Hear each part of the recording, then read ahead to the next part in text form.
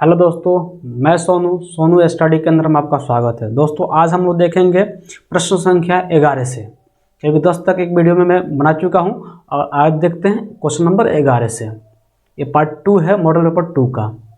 दोस्तों अगर आप मेरे चैनल पर नए हैं तो चैनल को सब्सक्राइब कर लें पढ़ाई शुरू करने से पहले, और वीडियो अच्छा लगा तो लाइक करें और सभी दोस्तों के पास शेयर करें। कहा जाता है कर भला तो हो भला, तो आप भला कीजिए, सबका आपका भला खुद ब खुद हो जाएगा। अगर आप तैयारी कर रहे हैं मैट्रिक एग्ज़ाम को देने जाने के लिए, तो आप जाने से पहले एक बार वीडियो अवश्य देख लें, और एग्ज़ाम शुरू होने से मतलब एग्ज़ाम में जाने से पहले रात्रि में एक बार वीडियो अवश्य देखें, क्योंकि आपको यहाँ से प्रश्न हूबहू फार्मूला हो, क्वेश्चन हो, हूबहू कोई ऑप्शन तक आपको दिखने को मिलेंगे। यही प्रश्न आपको ऑप्शन मतलब हूबहू ऑप्शन भी मिलेंगे बहुत सारे प्रश्नों का। आप देखें, अंत तक वीडियो का अवश्य बना रहें और मैं आपको बताऊंगा बहुत सारा कॉन्सेप्ट। देखिए क्वेश्चन नंबर 11। क्वेश्चन है समीकरण x² + 2x = 4 = 0 के मूल्य का प्राकृति है। देखिए मैं आपको बता देता हूं, एक होता है विवेचक निकालता है डी का नाम सुने होंगे आप, डी निकाला जाता है, विवेचक जिसे बोलते हैं विवेचक। तो देखिए इसका फॉर्मूला होता है b² - 4ac होता है जी। अगर इसका मान यानी कि d 0 के बराबर आ गया तो क्या होता है, वास्तविक और समान होता है।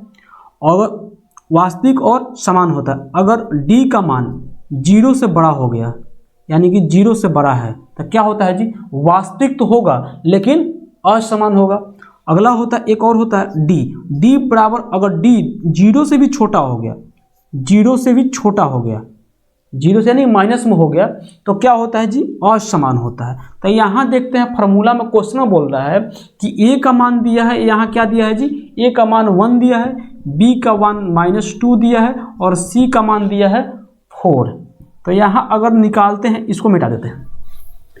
देखिए अगर निकालते हैं फार्मूला पे तो b² निकालते हैं, तो b² निकालेंगे तो क्या होगा जी, b का स्क्वायर यानी कि -2 का स्क्वायर -4, एक कुछ नहीं है तो 1 होगा, 1 है जी, x² है तो x² के साथ जो होता है 1 होता है, और c का मान होता है 4। देखिए ये हो गया 4 2 दूना का 4, यानी कि माइनस है तो माइनस भी प्लस में हो जाएगा, स्क्वायर होगा तो देखिए -4 4 का 16 यानी कि -12 आ रहा है, तो -12 आया तो यानी कि अवास्तविक होगा, यानी कि 11 नंबर का option C is the correct answer. समझ पा रहे हैं? चलिए देखते हैं 12 नंबर। बिंदु 4 - 1 और 2,3 के बीच की दूरी। देखिए बीच का दूरी निकालने के लिए फार्मूला होता है, डायरेक्ट फार्मूला क्या होता है जी, दूरी निकालने के लिए बीच की दूरी निकालना तो होता है x2 - x1 का whole square plus y2 - y1 का होल स्क्वायर। समझ पा रहे हैं? तो देखिए यहाँ x2 क्या है जी, x2 है 2, माइनस क्या है जी 4, क्या हो जाएगा x1 का होल स्क्वायर, रूट में लगाते हैं सबको, प्लस y2 क्या है, y2 3 है, और -1 दिया है y1। देखिए क्या हो जाएगा, यहाँ 2 में से -4 घटाएंगे तो -2, तो -2 का स्क्वायर करने का क्या होगा, 4 होगा जी, केवल 4। और यहाँ देखें माइनस प्लस हो जाएगा, तो यानी कि 3 1 4 हो जाएगा, और 4 का स्क्वायर 16 रूट में, यानी कि रूट 20 आ गया। तो रूट 20 को लिख सकते हैं आप क्या, 2√5 लिख सकते हैं जी, यानी कि 2√5 इज द करेक्ट आंसर। समझ पा रहे हैं? अगला प्रश्न देखेंगे, यानी कि ऑप्शन इसका सही होगा option D is the correct answer. अगला प्रश्न देखते हैं 13 नंबर। देखिए 13 नंबर प्रश्न बोल रहा है जी कि बिंदु 4, -4,10 और 2,2 को मिलाने वाली रेखाखंड का मध्य बिंदु से बिंदु 0,2 की दूरी। देखिए लास्ट में अगर मध्य बिंदु पहले निकालना है, उसके बाद दूरी सूत्र लगाना है, इसी फार्मूला को लगाना है। तो पहले देखिए दूरी मध्य बिंदु निकालने के लिए फार्मूला होता है कि x1 + x2/2 y1 + y2 = 2 होता है। देखिए इसमें क्या है जी, y1 दिया है 4 प्लस प्लस क्या दिया है जी 2 का मान y2 दिया है x1 x2 y2 coma y1 क्या दिया है जिसमें y1 दिया है 10 और y2 दिया है 2/2 कर देंगे। देखिए ये 4 2 6 का आधा करेंगे तो 3 होगा और 6 2 10 2 12 12 का आधा करेंगे 6 होगा, यानी कि एक नियामक आ गया 3,6। अब पूछ रहा है कि 0 और -2 के बीच का दूरी क्या है। क्या पूछ रहा है जी 0,2 के बीच की दूरी, इस दोनों इस नियामक और इस नियामक के बीच की दूरी क्या होगा पूछ रहा है। तो दूरी सूत्र लगा देंगे, वही फार्मूला x2 0 -x1 3 का whole square plus y2 -y1 6 का होल स्क्वायर लगाएंगे तो ये 3 होगा, 3 का स्क्वायर 9 रूट में होगा प्लस ये हो जाएगा -4 तो -4 का स्क्वायर 16 यानी कि हो जाएगा √25, यानी √25 को आप लिख सकते हैं परिमेय के रूप में 5, यानी कि वर्गमूल क्या हो जाएगा जी 5, यानी कि 5 सही इसका आंसर है, यानी कि option C is the correct answer. Option C क्या होगा सही होगा, 13 नंबर का option C is the correct answer. अगला प्रश्न देखते हैं 14 नंबर प्रश्न आपको दिख रहा है जी, हाँ अब दिख रहा होगा। पूछा है बिंदु 4,10 13 नंबर तो पढ़ा दिया हूँ, 14 नंबर, यदि त्रिभुज ABC के शीर्ष के निर्देशांक A का मान दिया है 2,4, B का मान दिया है 0 और 6 तथा C का मान दिया है 4 -1 हो तो त्रिभुज का केंद्रक के निर्देशांक होंगे। देखिए केंद्रक का निर्देशांक क्या होगा जी, केंद्रक का निर्देशांक हो जाएगा option B. Option B is the correct answer, यानी कि 2,3। देखिए ये फार्मूला थोड़ा सा बड़ा है, इसको आप याद कर लीजिएगा, यानी कि ऑप्शन होगा option B is correct answer 2,3। क्या होगा जी 2,3। अगला प्रश्न देखते हैं, प्रश्न संख्या 16, प्रश्न संख्या 15। अगला देखते हैं, यदि बिंदु 1,2, 0 और AB संरेख हो तो संरेख के लिए ऐसा प्रश्न आ जाए आपके पास तो सीधा याद कर लीजिएगा 2A बराबर B होता है, 2A बराबर B, यानी कि option C is the correct answer. क्या होगा जी 15 का ऑप्शन सी क्या होगा सही होगा। अगला प्रश्न देखते हैं 16 नंबर प्रश्न है, दो समकोणिक त्रिभुज उनकी संगत भुजाओं का अनुपात सदैव समान होता है, यह कथन किसका है।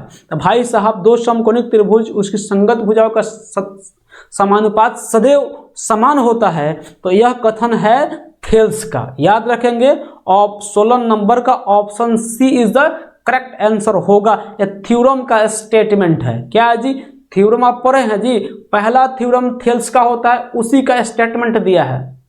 तो ये कथन किसका है थेल्स का। प्रश्न है 17 नंबर, यदि किसी त्रिभुज के दो भुजाओं का वर्ग का योग तीसरे भुजा के वर्ग के बराबर हो तो तीसरे भुजा के सम्मुख कोणों का मान होता है।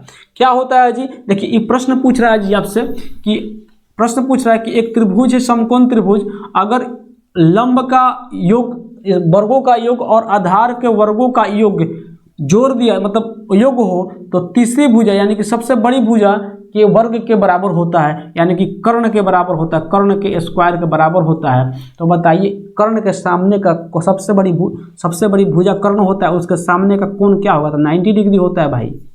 सबसे बड़ी भुजा समकोण त्रिभुज में कर्ण होता है, उसके सामने सबसे बड़ी भुजा होता है, इसके सामने देखिए सबसे बड़ी भुजा क्या है जी 90 डिग्री का।